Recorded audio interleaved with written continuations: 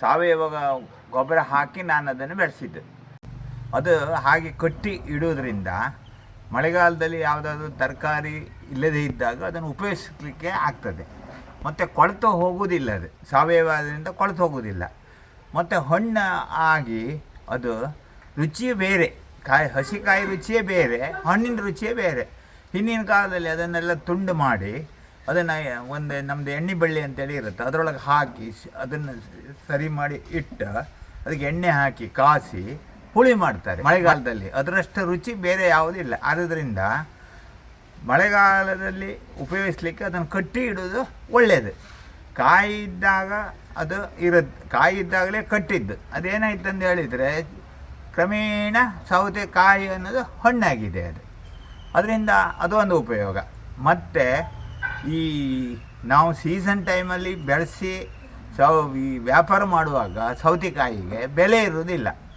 ಬೆಲೆ ಇಲ್ಲದೆ ಸುಮ್ಮನೆ ಅದನ್ನು ಕೊಡೋದಕ್ಕಿಂತ ಹೀಗೆ ಕಟ್ಟಿ ಇಟ್ಟರೆ ನಮಗೂ ಉಪಯೋಗ ಆಗುತ್ತೆ. ಮತ್ತು ಯಾರಾದರೂ ಮಳೆಗಾಲದಲ್ಲಿ ಅಥವಾ ಬೇರೆ ಸಮಯದಲ್ಲಿ ಬಂದರೂ ಒಂದು 4 ಸೌತೆಕಾಯಿ ಕೊಡೋಕ್ಕಾಗತ್ತೆ.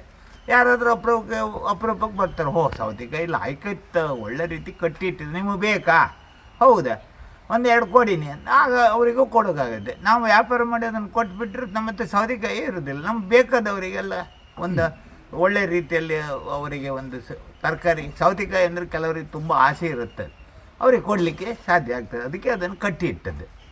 ತೆಂಗಿನ ಸುಳಿ ಒಲೆ ಇದೆ, ಸುಳಿಯನ್ನು ಚೆಂದ ಮಾಡಿ ಅದನ್ನು ಕತ್ತರಿಸಿ ಅದಕ್ಕೆ ಹೀಗೆ ಮಾಡಿ ಅದನ್ನು ಬೆಂಡ್ ಮಾಡಿ ಹೀಗೆ ಇದರೊಳಗೆ ಸಿಗಿಸಿ ಹೀಗೆ ಇಡೋದ್ರಿಂದ ಸೌತೆಕಾಯಿ ನೆಲದಲ್ಲಿ ಇಟ್ಟರೆ ಪಕ್ಕನೆ ಹಾಳಾಗತ್ತೆ.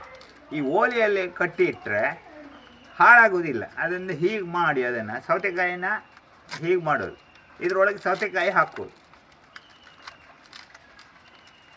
ಇದರೊಳಗೆ ಸೌತೆಕಾಯಿ ಹಾಕೋದು, ಸೌತೆಕಾಯಿ ಹಾಕಿ ಆ ರೀತಿಯಲ್ಲಿ ಕಟ್ಟಿಡೋದು. ಆಗ ನೋಡಿ ಇದ್ರ ಹಾಗೆ ಆಗತ್ತೆ. ಅದು ಈಗ ಹೀಗಾಗತ್ತೆ. ಇದರೊಳಗೆ ಕಟ್ಟೋದು, ಇದರೊಳಗೆ ಸೌತೆಕಾಯಿ ಹಾಕಿ ಈ ತುದಿಯನ್ನು ಕಟ್ಟೋದು, ನೋಡೋಕ್ಕೂ ಒಳ್ಳೆ ಚೆಂದಾಗಿ ಕಾಣುತ್ತೆ.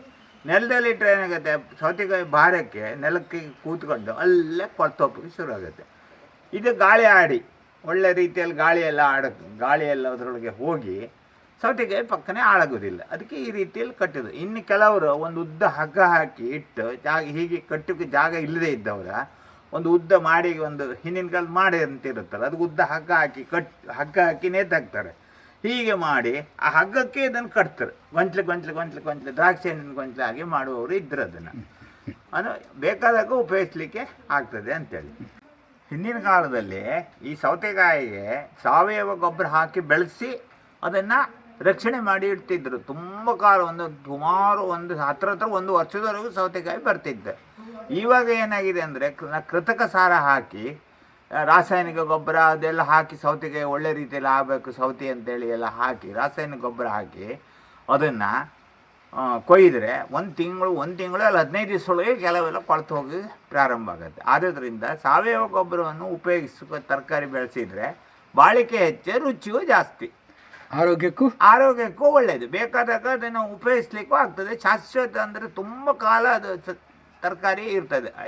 ಸೌತೆ ಅಂತೇಳಿ ಅಲ್ಲ, ಸಾಮಾನ್ಯವಾಗಿ ಎಲ್ಲ ತರಕಾರಿಗಳನ್ನು ಇಡ್ಲಿಕ್ಕೆ ಆಗ್ತದೆ. ಹಿಂದಿನ ಕಾಲದಲ್ಲಿ ಇದು ಬದನೆಕಾಯಿನೆಲ್ಲ ಕತ್ತರಿಸಿ ಬೇಕಾದಾಗ ಬೆಳೆಸಿ ಅದನ್ನು ಕತ್ತರಿಸಿ ಅದನ್ನು ಒಣಸಿ ಆಮೇಲೆ ಮಳೆಗಾಲದಲ್ಲಿ ಅಷ್ಟು ರುಚಿ ಕಂಡು ಹಿಡ್ಕೊಂಡಿದ್ರು ಹಿಂದಿನವರು. ಮಳೆಗಾಲದಲ್ಲಿ ಅದನ್ನು ನೆನೆಸಿ ಅದರಿಂದ ಪಲ್ಯ ಮಾಡುವಂಥದ್ದು ಮಾಡ್ತಿದ್ರು, ಹಿಂದಿನ ಕಾಲದಲ್ಲಿ ಮಾಡ್ತಿದ್ರು.